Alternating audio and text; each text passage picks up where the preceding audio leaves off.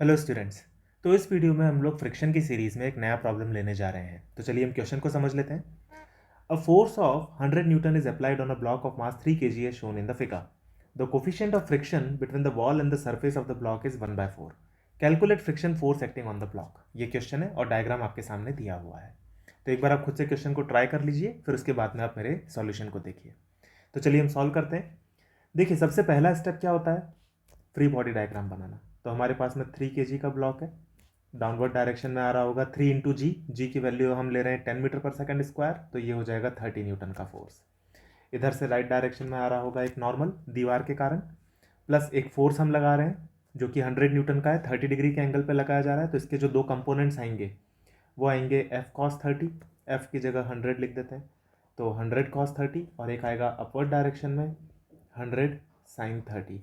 तो यानी कि 100 साइन 30 बन जाएगा अपवर्ड डायरेक्शन में 50 न्यूटन, और 100 कॉस 30 बन जाएगा लेफ्ट डायरेक्शन में 50√3, 50√3 है ना। ये हमारे पास में फोर्सेस आ गए 50√3 न्यूटन। ठीक है, ये एन जो है इसको अपन बोल देते हैं N1, नहीं तो वो न्यूटन के साथ में कंफ्यूज करेगा और लगेगा पता नहीं क्या चीज़ है ये, तो इसको अपन N1 बोल देते हैं। ये N1 जो है नॉर्मल कॉन्टैक्ट फोर्स है ब्लॉक के ऊपर आने वाला। ठीक है, तो ये कंडीशन है हमारे पास में।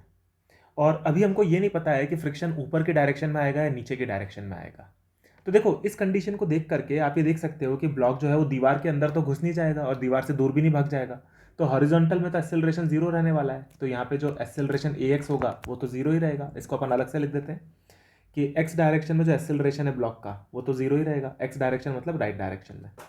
ठीक है, वर्टिकल डायरेक्शन में नॉन जीरो हो सकता है। अब अपन ये देखते हैं कि वर्टिकल डायरेक्शन में ब्लॉक के मूव करने की टेंडेंसी किस तरीके की है।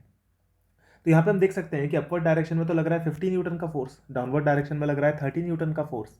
तो यानी कि ब्लॉक की टेंडेंसी अपवर्ड डायरेक्शन में मूव करने की है, यानी कि फ्रिक्शन इसको रोकने की कोशिश करेगा नीचे आकर के। तो यहाँ से हमको ये समझ में आ गया कि फ्रिक्शन नीचे आएगा क्योंकि ब्लॉक की टेंडेंसी ऊपर जाने की है। अब हमको ये चेक करना होगा कि ब्लॉक रियली में चलेगा भी कि नहीं चलेगा, है ना, क्योंकि जरूरी नहीं कि ब्लॉक चले, हो सकता है ब्लॉक चल ही नहीं रहा हो और स्टैटिक फ्रिक्शन हो।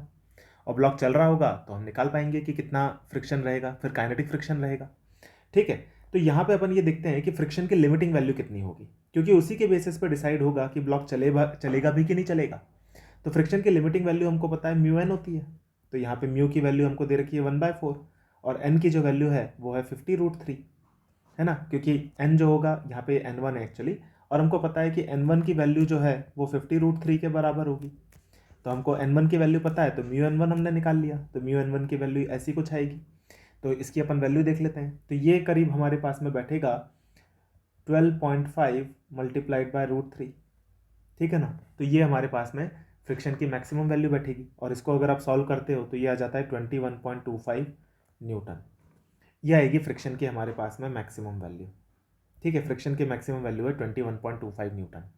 अब देखो, जो सिस्टम को चलाने वाला फोर्स है, जैसे 50 न्यूटन माइनस 30 न्यूटन, ये फोर्स है नेट जो कि सिस्टम को चलाने की कोशिश करेगा इन द अपवर्ड डायरेक्शन, और उसकी वैल्यू कितनी आ रही है? वो वैल्यू आ रही है 20 न्यूटन। तो देखो यहाँ पे अपन देख सकते हैं कि F external net external force कितना आ रहा है बॉडी के ऊपर? वो आ रहा है 50 माइनस 30 यानी कि 20 Newton in the upward direction. ठीक है, यानी कि जो सिस्टम को चलाना चाहता है फोर्स वो है 20 न्यूटन का force net in the upward direction, और फ्रिक्शन की जो मैक्सिमम वैल्यू है वो है 21.25 न्यूटन, और ये आ रहा है डाउनवर्ड डायरेक्शन में। तो इससे हमको समझ में आता है कि क्योंकि ये जो फोर्स है जो सिस्टम को चलाना चाहता है वो मैक्सिमम वैल्यू जो फ्रिक्शन की अवेलेबल है उससे कम है, तो सिस्टम नहीं चलेगा, यानी कि 3 kg का जो ब्लॉक है ये स्टेशनरी बना रहेगा। तो यहाँ से हम कंक्लूड कर सकते हैं कि सिस्टम यानी कि 3 kg का ब्लॉक विल नॉट मूव, ये सिस्टम नहीं चलेगा, और फ्रिक्शन जो होगा वो होगा स्टैटिक, और उसकी जो वैल्यू हो जाएगी फिर वो अप्लाइड फोर्स के बराबर हो जाएगी, क्योंकि सिस्टम चल ही नहीं रहा तो अप्लाइड फोर्स के बराबर। अप्लाइड फोर्स कितना है? 20 न्यूटन है इन द अपवर्ड डायरेक्शन, तो फ्रिक्शन आ रहा होगा 20 Newton in the downward direction.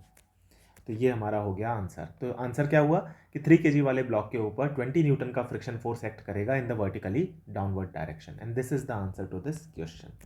ठीक है स्टूडेंट्स, तो मैं होप कर रहा हूँ कि आपको ये समझ में आया होगा कि फ्रिक्शन के क्वेश्चंस को हम लोग किस तरह से एनालाइज करते हैं, इसमें सोचते कैसे हैं। मैं होप कर रहा हूँ आपको ये क्लियर हुआ होगा और आपको ये सॉल्यूशन भी क्लियर हुआ होगा।